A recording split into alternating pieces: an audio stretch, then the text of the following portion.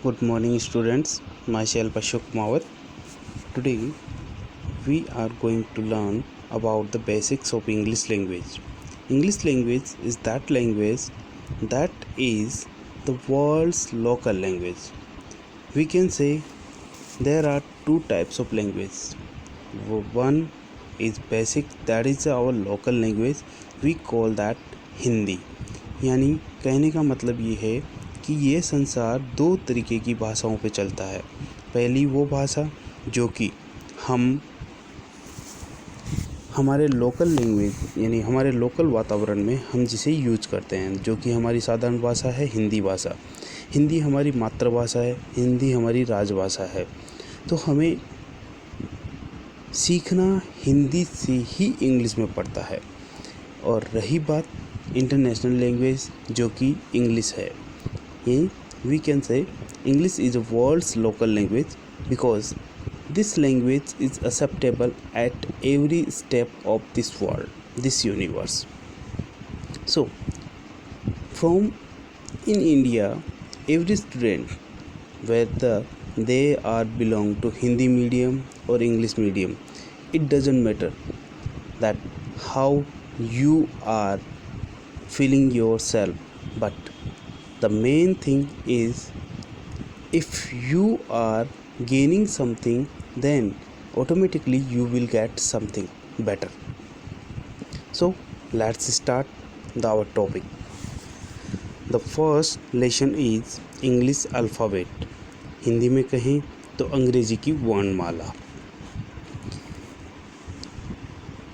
Everybody knows that the 26 alphabets are in English language, that is A, B, C, D, E, F, G, H, I, J, K, L, M, N, O, P, Q, R, S, T, U, V, W, X, Y, Z. That all are here. And we are learning from books, so we have to concentrate on the books. In English alphabets are divided in two parts. First is vowel. Vowel means स्वर. यानी हिंदी भाषा में कहें तो English के जो 26 वर्ण हैं, इन वर्णों को दो भागों में बांटा गया है. पहला भाग है स्वर, जैसे कि हमारी हिंदी भाषा में होते हैं ए आ ई और क ख ग ड़, जो दो भागों में बटे हुए हैं. ठीक उसी प्रकार इंग्लिश में भी ये दो भागों में बटे हुए हैं. पहला है वोवेल. वोवेल मतलब स्वर, जैसे ए ई आई ओ यू. अब बात आती है कि इनको स्वर क्यों कहा जाता है. देखिए, स्वर वो वर्ण होते हैं जिनका साउंड यूनिक हो. यूनिक का मतलब जिनके साउंड में कहीं भी कोई भी एड ना हो. जैसे यहाँ पे देखिए अल्फ़ाबेट में ए में हमारी हिंदी की जो वर्णमाला है, उस वर्णमाला के जो 11 स्वर हैं, उन्हीं स्वरों में से ए एक स्वर है. ई ये भी एक स्वर है. आई ये भी एक स्वर है. यहाँ पे देखिए, यहाँ पे आई में फिर से आ और ई दो स्वर एक साथ हैं, लेकिन दोनों ही स्वर है.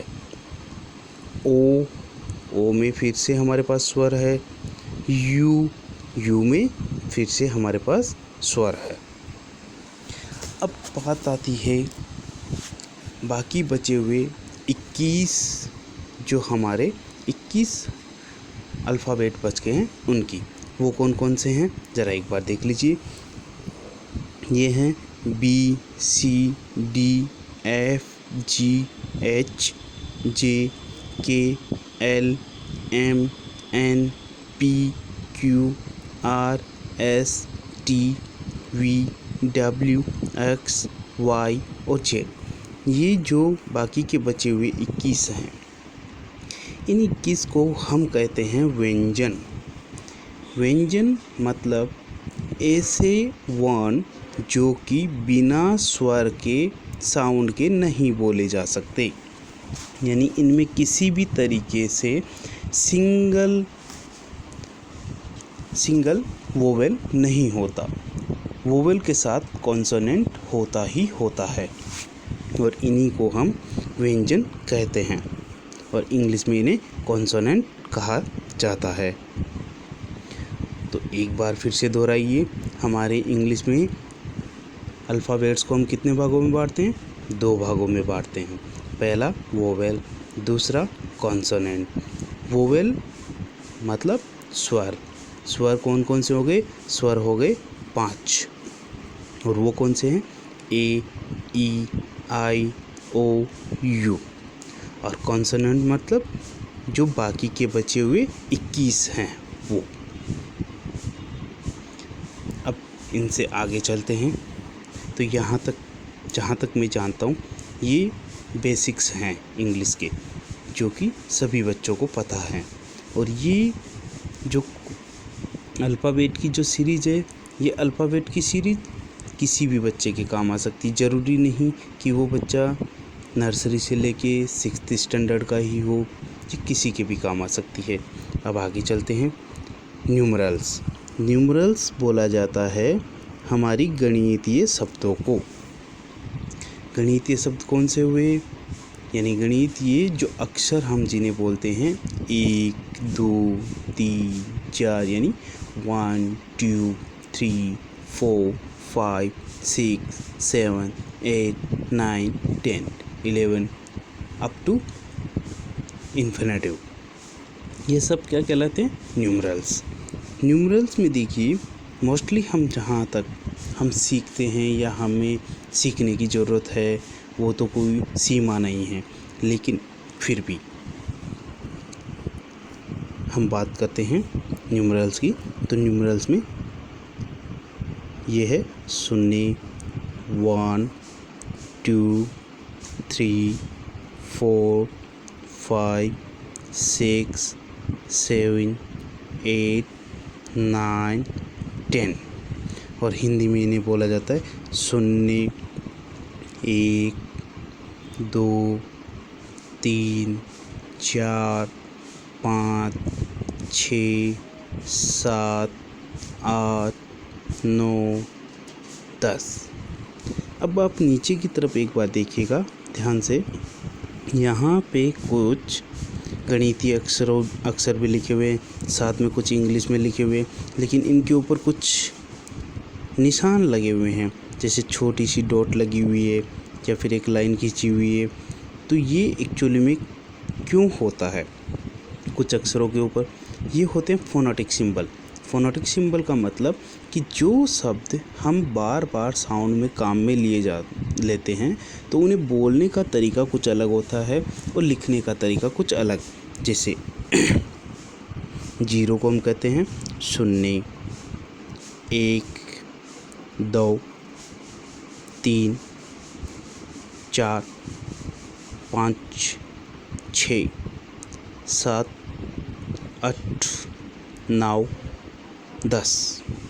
और इंग्लिश लैंग्वेज में इन्हीं को बोला जाता है 0, 1, 2, 3, 4, 5, 6, 7, 8, 9, 10। तो बच्चों आज की क्लास में हमने सीखा अल्फ़ाबेट, इंग्लिश अल्फ़ाबेट के साथ साथ इंग्लिश अल्फ़ाबेट को हमने कितने भागों में बांटा है। वो हो गए 2 भाग, वोवेल्स एंड कॉन्सोनेंट। वोवल 5 प्रकार के होते हैं, यानी 5 types of vowels are in English language, that is A, E, I, O, U, and 21 types of consonant that is rest from English alphabets, and numerals, that is 1 2 3 4 5 6 7 8 9 10 and 0। बाकी का आगे की class में देखते हैं कि आगे हमारे पास क्या आता है।